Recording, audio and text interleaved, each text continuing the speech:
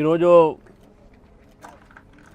ఇంత ఎండ ఉన్నప్పటికీ కూడా భారతీయ జనతా పార్టీ ఇక్కడ రైతుల కష్టాలు ఈ యొక్క ప్రాంతంలోనే కాదు, హన్మాపురమే కాదు, మొత్తం రాష్ట్రంలో ఈరోజు రైతులు పడుతున్న బాధ ఇక్కడ మనం దాని ప్రతిబింబం చూడవచ్చు. ఇక్కడ ఈ యొక్క కొనుగోలు కేంద్రాల్లో ఉన్నటువంటి ఒక పరిస్థితి ఇంతకన్నా అధ్వానమైన పరిస్థితి చాలా చోట ఉన్నాయి.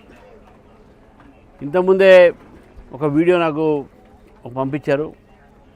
కనగల నల్గొండ జిల్లాలో అక్కడ ఉన్నటువంటి ఒక కొనుగోలు కేంద్రాల్లో ఒక రైతు ఆత్మహత్యకు పాల్పడ్డాడు.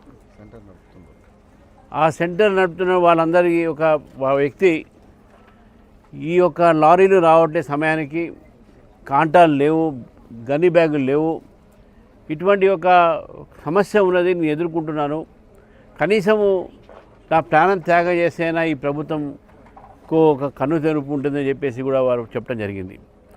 సరే, నేను రైతులను కోరుతా ఉన్నాను, ఎంత కష్టం వచ్చినా నష్టం వచ్చినా మేము మీతో ఉన్నాము, మోదీ గారు మీతో ఉన్నారు, ఆత్మహత్యకు పాల్గొనకండి. కానీ ఈరోజు రాష్ట్రంలో ఉన్న పరిస్థితి ఈరోజు మనం చూస్తూ ఉంటే, ఏ రైతు మీద అయితే రైతుకు ఆ రోజు మాట ఇచ్చినటువంటి ఒక ఈ ప్రభుత్వం ఈరోజు రైతుల్ని మర్చిపోయారు, రైతుల్ని గాలికి వదిలేశారు. రైతులకు వాళ్ళ బతుకు వాళ్ళే బతకండి అనేటటువంటి ఒక రీతిలో ఈరోజు రైతులు ఇక్కడ ఉన్నారు. నా చేతిలో ఈ మొక్కలు ఉన్నాయి. ఇప్పుడు 15 రోజులు, నెల రోజు నుంచి ఇక్కడ కుప్పలు పెట్టుకొని రైతులు వెయిట్ చేస్తూ ఉన్నారు. ఇది ఎప్పుడు లిఫ్ట్ అయితే రైస్ మిల్లర్స్ తీసుకుపోతారు. నరేంద్ర మోదీ గారు ఎంఎస్పీ పెంచారు.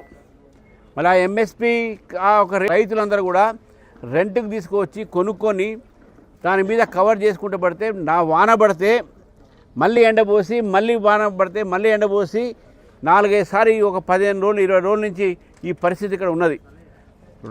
ధాన్యం ఒక రేటు తగ్గిపోతుంది, రేటు తగ్గిపోతుంది. నీళ్లు పడి సరైనటువంటి ఒక ఇక్కడ ఫెసిలిటీస్ లేక ఈ మొక్కలు వస్తూ ఉన్నాయి.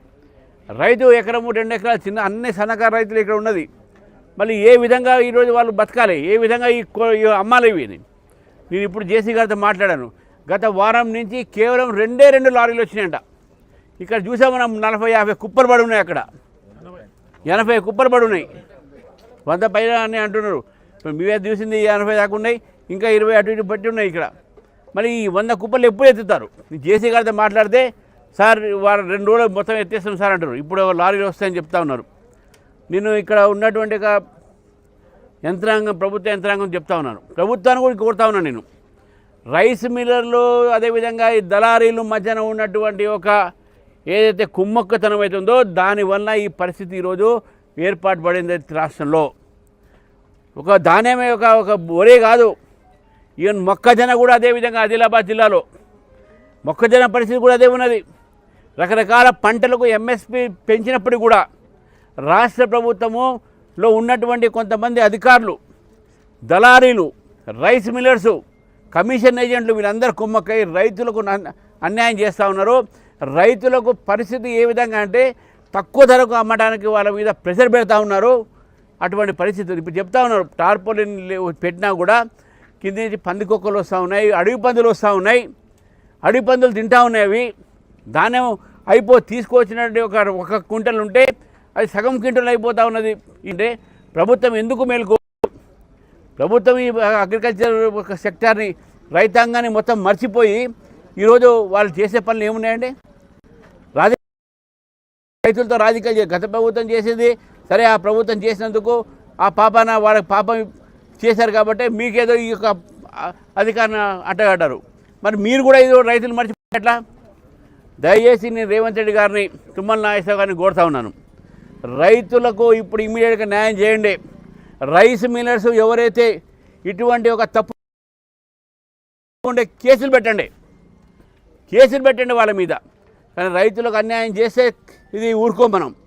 అదేవిధంగా ఈ యొక్క మొలకొచ్చిన ధాన్యాన్ని కూడా ప్రభుత్వం తీసుకోవాల్సిన అవసరం ఉంది. ప్రభుత్వం డిమాండ్ చేస్తూ ఉన్నాను, ఈ మొలకొచ్చిన ధాన్యాన్ని కూడా కొనాలి. ఎందుకంటే ఇక్కడ ఉన్నటువంటి సన్నకారు రైతులు, నేను ఇంకో విషయం చెప్తా ఉన్నాను, ఇక్కడ 100 కుప్పలు ఉన్నాయి. ఇక్కడ 100 కుప్పలు అంటే ఒక కుప్ప దగ్గర ఒక్కొక్క రైతు ఉన్నాడు. ఇక్కడ రైతుతో పాటు వాళ్ళ కుటుంబం ఉన్నది.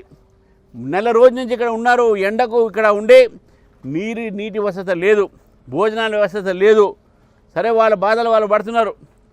కనీసము ఈ యొక్క రైస్ మిల్లర్స్తో పిలిపించి మీరు వార్నింగ్ ఇచ్చి లిఫ్ట్ చేయమని ఎందుకు చెప్పట్లేదు? ప్రభుత్వాన్ని ఎందుకు ఈ పని చేయట్లేదు? ఎందుకు 1 మంత్ ఆగాల్సి వస్తుంది? చివరికి దాన్ని మళ్ళీ సెంట్రల్ గవర్నమెంటే మళ్ళీ ప్రొక్యూర్ చేసేది 100%. మరి మీవే ఇస్తాం మళ్ళీ మీకు దాన్ని పైసలు.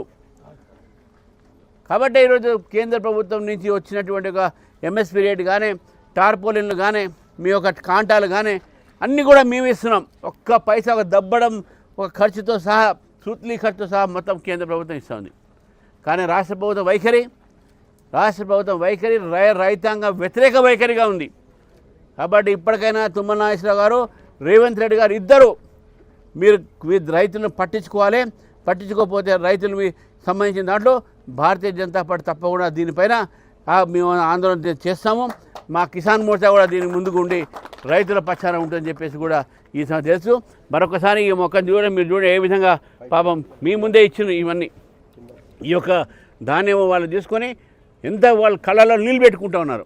మరి ఆ కంట్లో నీళ్ళు ఈరోజు రేవంత్ రెడ్డి గారు అదేవిధంగా తుమ్మల నాగేశ్వరరావు గారు చూడాల్సిన అవసరం ఉంది. ఆ రైతాంగాన్ని నేను కూడా కోరుతా ఉన్నాను. మీతో ఉన్నది, సమాజం మీతో ఉంది. దయచేసి ఆత్మహత్య అటువంటి దానికి పాల్గొకండి. మనం కలిసి పోరాడదాం, బ్రతికి పోరాడదాం, మన హక్కుని మనం సాధించుకుందాం అని చెప్పి తెలియజేస్తూ ఉన్నాను.